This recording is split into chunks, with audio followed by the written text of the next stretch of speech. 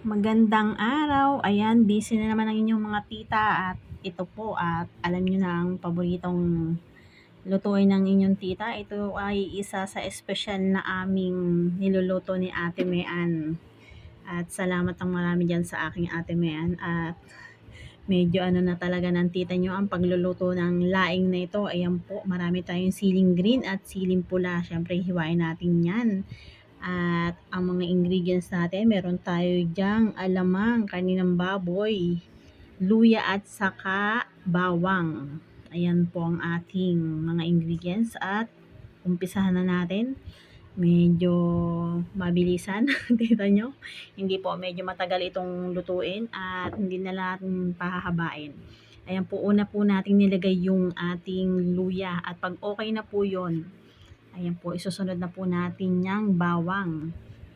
Ayan, pag medyo na medyo nasusunog na, hindi naman po yung ating luya at bawang, ilalagay na po natin yung ating karni ng baboy.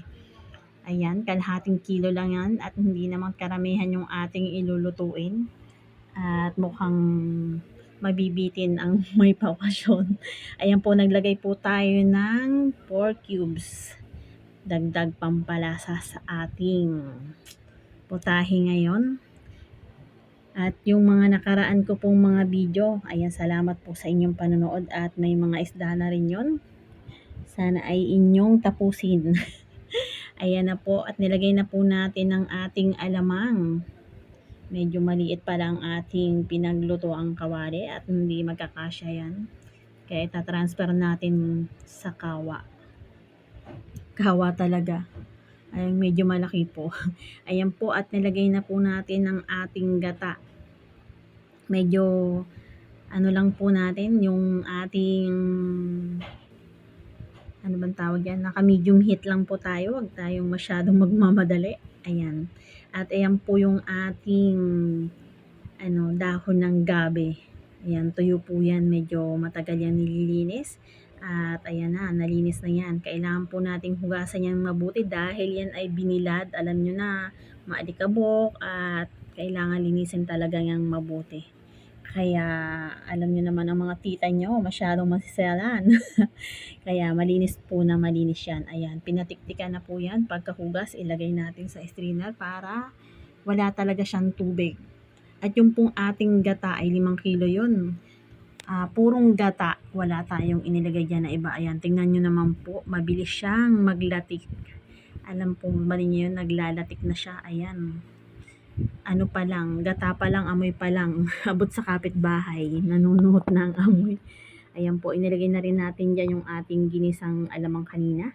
At nagdadagdag tayo ng ating pampaalat. At tansyahan na lang. Alam nyo na yan pag nagluluto kayo. Alam nyo na yung kung anong magiging lasa ng ating niluluto. At ilalagay na po natin yung ating dahon ng gabi. Ayan. Medyo hiwa-hiwalay natin dahil buo-buo yan. Medyo piniga. At ayan na. Mga siguro po nasa 3 hours to 4 hours natin kung niluluto. Medyo matagal po kasi tuyo nga yung ating dahon ng gabi at ayan na yun, malapit na. At maglalagay po tayo ng suka. Kaya tumatagal ang ating laing kahit isang linggo. Basta po nasa ref. Ayan. At ilalagay na po natin ang ating siling green at ang ating siling labuyo. Alam nyo na. Alam nyo na, ang gusto ng ating mga kaibigan ay maanghang. Sa mga susunod po namin pagluluto, medyo marami na rin tayong pa-order niyan at nagbibisi-bisihan lang ang inyong mga tita. Busy sa paghala. At ayan po, tapos na po yan. Ayan yung kinakain ng inyong tita, yung aking in-upload kanina. At panoorin nyo po. Salamat po ng marami at tayo ay, syempre, pagkaluto ng tita nyo, ako ang unang. Syempre, bago sila, ako muna para malaman natin kung gaano nga kasarap. Ayan, salamat po.